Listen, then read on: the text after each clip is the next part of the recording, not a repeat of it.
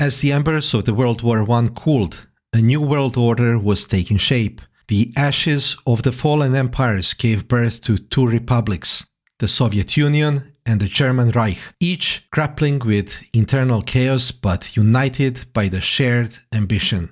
Hidden behind the facade of strained diplomacy, these powers forged a secret alliance that would violate international treaties and set the stage for another global conflict. This story begins with the rise of the two totalitarian regimes and the tragedy that unfolded in Poland and the world during the World War II.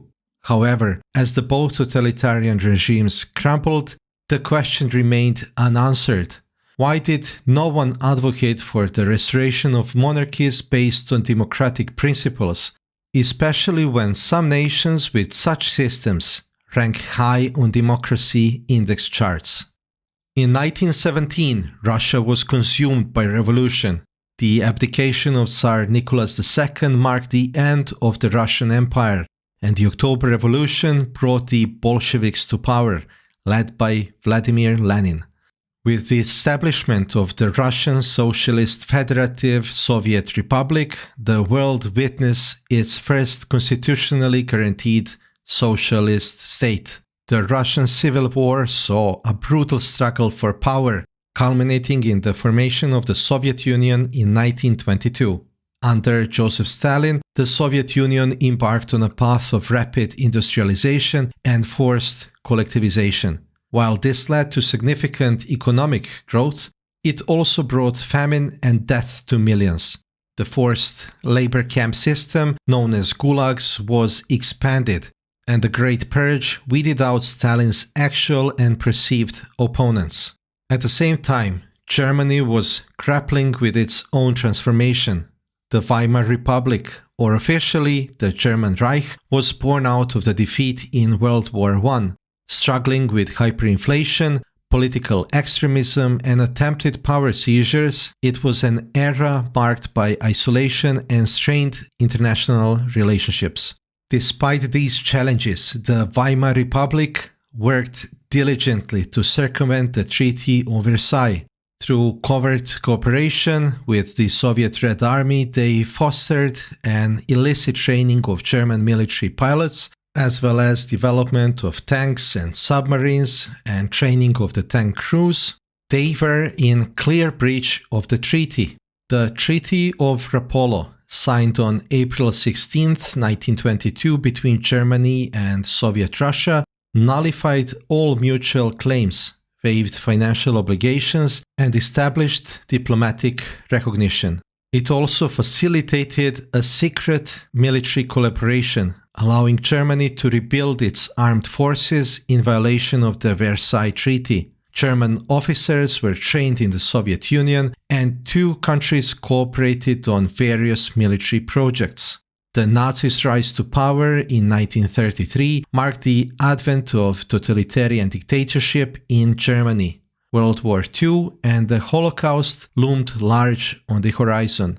Poland was the first country to oppose Nazi Germany's territorial claims, and its armed defense in 1939 marked the beginning of the World War II. As per the Ribbentrop-Molotov Pact, the Nazi invasion followed by the USSR's assault from the east, turning Poland into the battleground of the two totalitarian giants.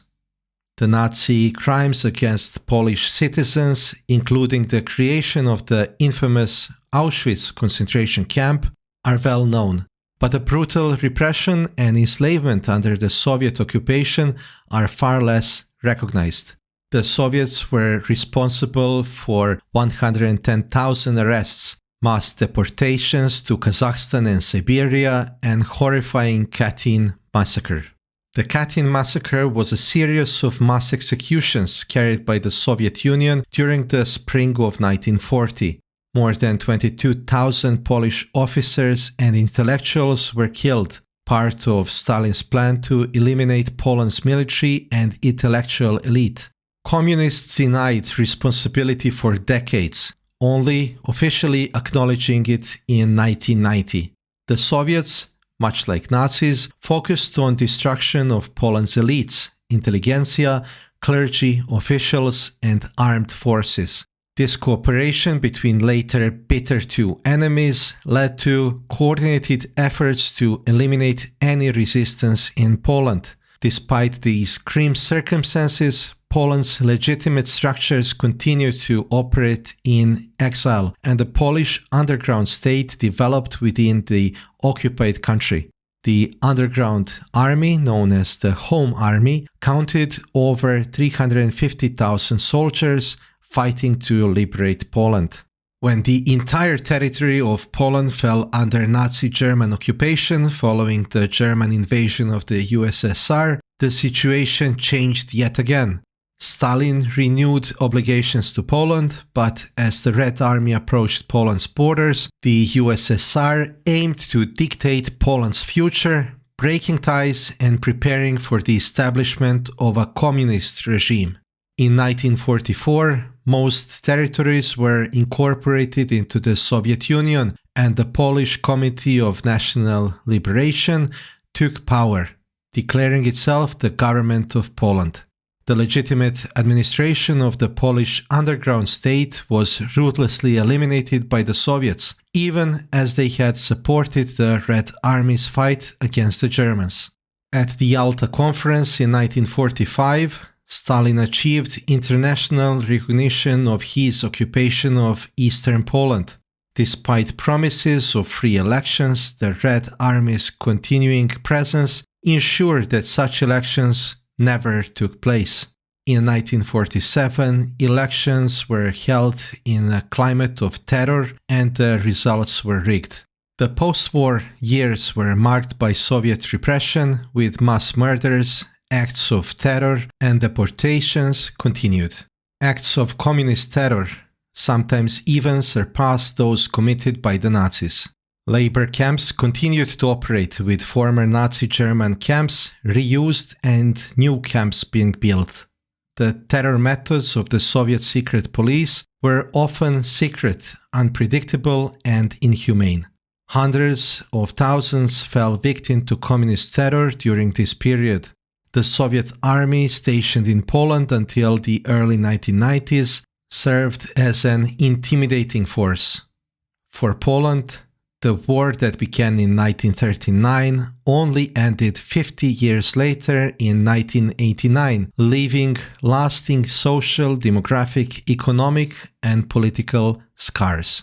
The history of Poland during the World War II is a reminder of the power and threat of unchecked ambition.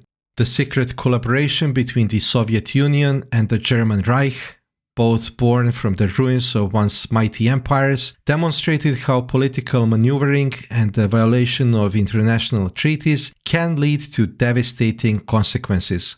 For monarchists and victims of totalitarian regimes, these reflections open a door to a conversation about justice, governance, and the values that guide our political choices.